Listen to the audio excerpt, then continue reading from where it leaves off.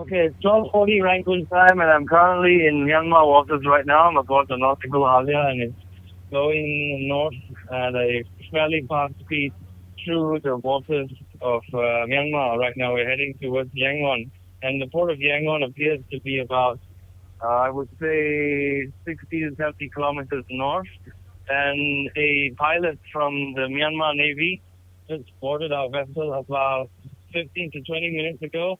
And right now he's directing the captain as well as the missions organizers how to take the ship towards the port of Yangon. We are expected to reach the port at about 1:15 p.m. And from there, the ship will dock, and the cargo, about 200 tons of aid cargo, will be unloaded and dropped onto the port of Yangon, a process that will take about 3 hours. And from then on, there'll be a short ceremony between the missions officials and Myanmar government officials, and we expect that this ceremony will take place before the ship will be allowed to leave Yangon, which will be an estimated about 5:30 or 6 p.m. Rangoon time. All right. So, what are the general atmosphere there that finally you get to dock and unload? Most people here seem to be pretty happy about the idea that they're going towards Yangon. It's been about a week since, and people seem to be in a good mood of the idea that they're going to drop about 200 tons of aid cargo in Yangon's port. However, people appear to be not so happy about the idea that they may not be allowed to get off on board, to get off the ship in Bangladesh. Now, if you remember, there was a previous decision by the Bangladeshi government on disallowing the ship from docking at Teknaf, which is where several Rohingya camps are believed to reside. However, so what happened was the Bangladeshi government gave the missions organizers three alternatives, which were St. Martin's Island, Kutubia, and Chittagong.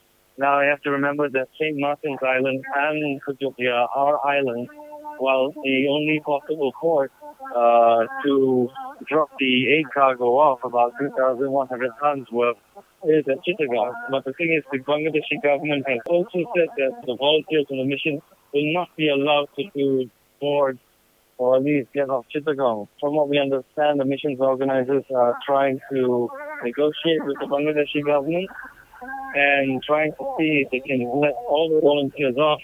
But I expect this is going to take some negotiations, and this is a process which some people on board are not too happy about. They're a little bit disappointed about that, and they're asking why is the Bangladeshi government not allowing them to get off. Okay, what to expect from the people in Myanmar waiting for this aid?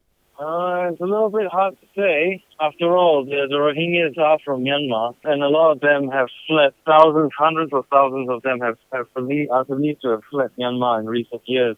And because a lot of fingers have been pointed at the Myanmar government for not really taking much action in terms of these things, or at least not stopping the human rights abuses from taking place. So the fact that we're actually going there is something that the Myanmar government may not exactly like. But at the same time, it has to be agreed here that they are allowing us to enter into their port, which is at Port Yangon, and drop off the aid cargo. And they are also allowing for the aid to be brought up to Sidway. We are told previously that it will probably go up by barge because it will take a really long time going up by truck. But for now, the organizers have given the assurance that the aid will be escorted. They will probably be escorted by the police or the military. And we'll see how that goes. And we'll find out in a couple of days when it reaches Sidway, which is near the areas where the Rohingya are said to be residing right now.